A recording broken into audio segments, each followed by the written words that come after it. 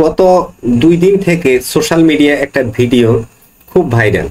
সেটা হচ্ছে এক মহিলা 9 লাখ টাকা দিচ্ছেন এক সমন্বয়ককে, অর্থাৎ এনসিপির এক সেন্ট্রাল সদস্যকে। এটা আপনি অবশ্যই দেখছেন আমার ধারণা। এবং এখানে কোন কোন মিডিয়ায় আবার টাকার অঙ্ক 38 লাখ এরকমও বলা হচ্ছে, মানে কয়েক ধাপে দিচ্ছে। এনসিপি বিষয়টা, এই 9 লাখ টাকার বিষয়টা অস্বীকার করেনি। তারা বলেছে যে এটা এনসিপির ফান্ডে ওই মহিলা নাকি ডোনেট করেছে। কেউ এটাকে চাঁদাবাজি বলছে। এখন কথা হচ্ছে সারা দেশব্যাপী বিএনপি কে চাঁদাবাজিতে নামিয়ে দিয়েছে তারা একরকম, যেটা অনেকে বলেন যে কৌশলগতভাবে আইন শৃঙ্খলা দুর্বল করে প্রশ্রয় দিয়ে বিএনপিকে নামিয়ে দিয়েছে। বিএনপি যেন কাজগুলো করে তাদের যেন ইমেজ নষ্ট হয়। ভিতরে ভিতরে এনসিপিও কিন্তু এই কাজটা করছে এরকমই তো মনে হচ্ছে, কিন্তু তাদেরটা প্রকাশ হচ্ছে না। জি দেখেন, আমি একটা কথা আপনাকে মনে করে দিই। ডক্টর রেজওয়ানা, পরিবেশ উপদেষ্টা, তিনি গত পরশুদিন একটা ভিডিওতে বলেছেন সরকারি দল, আসলে এই মুহূর্তে সরকারি দল কারা? ডক্টর ইউনূস আর এনসিপি? আমি জানি না তিনি কোন দলকে বুঝিয়েছেন। এখন বিএনপি গত 17 বছর ক্ষমতার বাইরে ছিল। স্বাভাবিকভাবে তাদের একটা ক্ষমতার ক্ষুধা রয়েছে, অর্থনৈতিক সমৃদ্ধির একটা ক্ষুধা ছিল।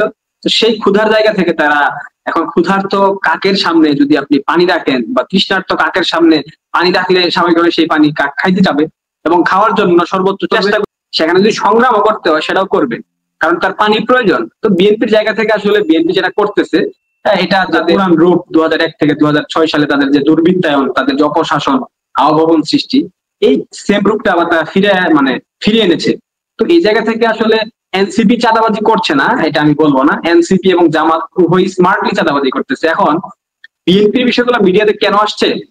এখন ধরেন আপনি ওপেন মঞ্চে, হাটে ঘাটে মাঠে নগরে বন্দরে, অটো স্ট্যান্ডে, টেম্পো স্ট্যান্ডে, ট্রাক স্ট্যান্ডে, বাস স্ট্যান্ডে, আপনি আপনার লঞ্চ টার্মিনালে যদি আপনি চাঁদাবাজি করেন, সেটা তো আসলে প্রকাশ্যে চাঁদাবাজি হয়ে যায়। সেটা তো বাংলাদেশের মানুষ তো আসলে এখন মিডিয়ার যুগ, সোশ্যাল মিডিয়া, হাতে একটা স্মার্টফোন থাকলে আপনি যে কোনো জিনিস ভাইরাল করে দিতে পারবেন যে কোনো মুহূর্তে।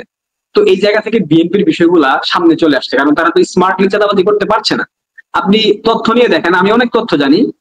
বাংলাদেশের প্রত্যেকটা বেসরকারি প্রতিষ্ঠান, মানে একদম আপার লেভেলের, কর্পোরেট লেভেলের, যেগুলো হাই ক্লাস, প্রত্যেকটা থেকে এনসিপি চাঁদাবাজি করতেছে স্মার্টলি। মানে ফোন দিচ্ছে, দেখা করতেছে, রেস্টুরেন্টে যাচ্ছে, চাঁদাবাজি করতেছে। যে মহিলার কথা আপনি বললেন 8 লক্ষ টাকা চাঁদা দিয়েছে বা 7 লক্ষ টাকা, আমি শুনেছি 48 লক্ষ টাকা। হ্যাঁ, আমি শুনেছি টোটাল টাকাটা পরিমাণ হচ্ছে 48 লক্ষ টাকা। তো উনি নিশ্চিত ভাবে একটা স্বার্থের জন্য দিয়েছেন, আপনাকে তো ফ্রি কেউ টাকা দিবে না, তাই না? তো এখন চাঁদাবাজি সেটা বলা হচ্ছে না, এটা কিন্তু স্মার্টলি চাঁদাবাজি করা হচ্ছে। তাকে যে কাজের কথা বলে টাকা নেওয়া হয়েছিল সেই কাজ তাকে করতে দেওয়া হয় নাই। এরপর তিনি কিন্তু ক্ষুব্ধ হয়ে এক প্রকার রেকর্ডিংটা প্রকাশ করেছেন। আপনি ভিডিওটা দেখলে বুঝতে পারবেন, ওইটা গাড়ির পাশে কিন্তু আরেকটা সিট থেকে ভিডিও করা হয়েছে, এক প্রকার লুকায়ে ভিডিও করা হয়েছে। তো আলটিমেটলি তাদের সেই আশা পূরণ হয় নাই, তারা টাকা দিয়েছে সেই জন্য তারা ভিডিও মানে ছড়িয়ে দিচ্ছে। এই জন্য এনসিবির 2-1টা বিষয় যেগুলোতে তারা ফেসে গিয়েছে বা কোনো একটা কাজের কথা বলে সেই কাজটা করতে পারেন না, সেই ভিডিও গুলো ভাইরাল হয়েছে, এর বাইরে কিছু না। কিন্তু ওই যে কথা একটা বললাম, বিএনপি করতেছে, মানে কি বলবো, এটা হচ্ছে টুকাইদের মতো আচরণ। রাস্তাঘাটে চাঁদা আছে। এখন ছাত্র দল একটা জায়গা থেকে চাঁদা আনতেছে সকালবেলা, যুব দল আনতেছে আবার এখানে যায় দুপুরবেলা, আবার এরপর স্বেচ্ছাসেবক দল যাচ্ছে সন্ধ্যাবেলা, আবার রাত 9টা বাজে যাচ্ছে বিএনপির মূল দল।